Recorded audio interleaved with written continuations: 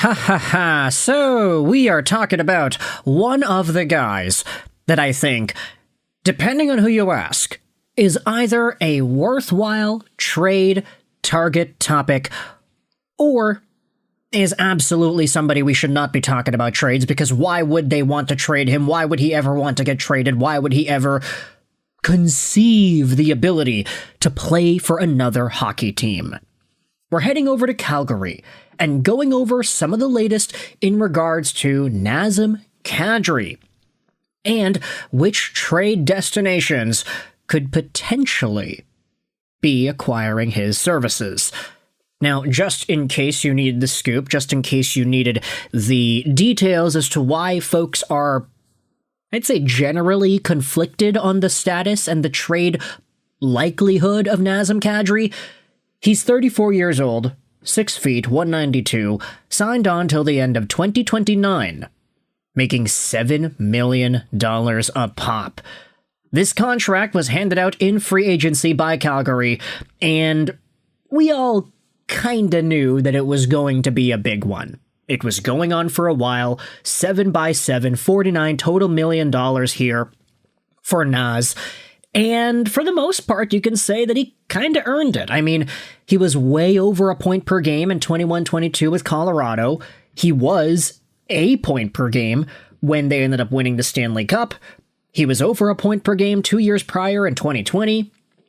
And the rise of Nazem Kadri in Colorado was something to behold, despite the fact that he would still, sometimes, find himself on the wrong side of the penalty box. Is that the right way to say that? Nah, he would get, tossed out of games and thrown out because of his physical antics. Now, to be honest, a lot of that has taken a bit of a step back ever since he's been in Calgary, as evidenced by the measly 56 penalty minutes he had in his first year with the Flames.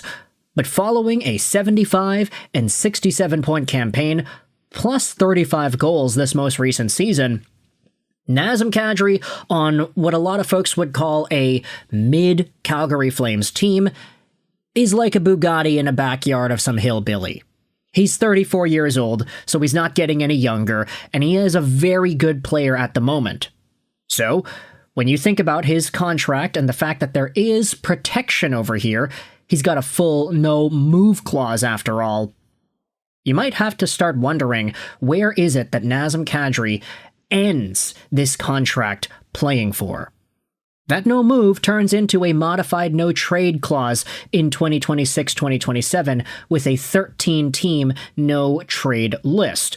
So there is a possibility that Nazem Kadri can get traded unbeknownst to him or his representation next year. But if the Calgary Flames wanted to expand on what was a 67-point campaign and they say, all right, well, that's very good, there's a lot of momentum here, Kadri is a very valuable center, and right now we're in the market where second-line centers, guys who can play down the middle, are kind of a commodity. Maybe the Calgary Flames say, sign me up, let's go out there and do this. Which is why we are going to dive into two of my favorite teams, the Montreal Canadiens and the Detroit Red Wings. Because there were a bunch of articles and a few things floating around the web that I thought were, kind of interesting.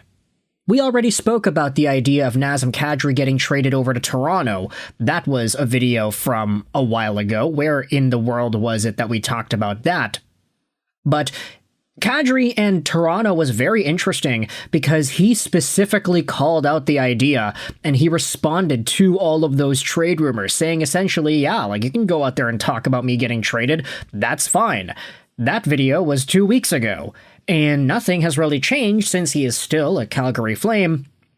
But if we head over to this article on HabsFanatics.com, this was posted by L. Hoyenen earlier yesterday. Photo of Nazem Kadri in a Canadiens jersey sparks buzz online. Yeah, this is it, man. A photo of Nazem Kadri wearing a Habs jersey is lighting up the web. And this is the photo in question. Young Nazem Kadri with his dad. I wonder why this is making waves at the moment. One thing's for sure, the name Nazem Kadri likely won't stop being linked to the Canadiens, even coming from Detroit Red Wings sources. He's 34, 6 feet, 185, drafted 7th overall by the Maple Leafs in 2009, 710 points, 985 career games, including 307 goals. He has also recorded 67 and 75 points over the past 2 seasons, producing at a 100-point pace per 82 games in 2022 with Colorado.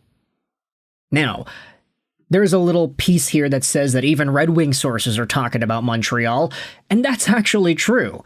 If you head over to this article published by Kevin Allen last week on Detroit Hockey Now, it goes over the latest on Nazem Kadri and how he controls his fate for 11 more months.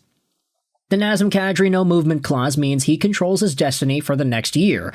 Next July, his protection shifts to a 13-team no-trade list. That explains why it's believed Kadri might waive his no-movement clause now, while he can say exactly where he wants to go. In fairness, the Flames don't want to trade him because they believe they can make the playoffs, but he will be 35 in October and has 4 years remaining on a contract with a $7 million AAV. With him coming off of a 35-goal season, his value has never been higher.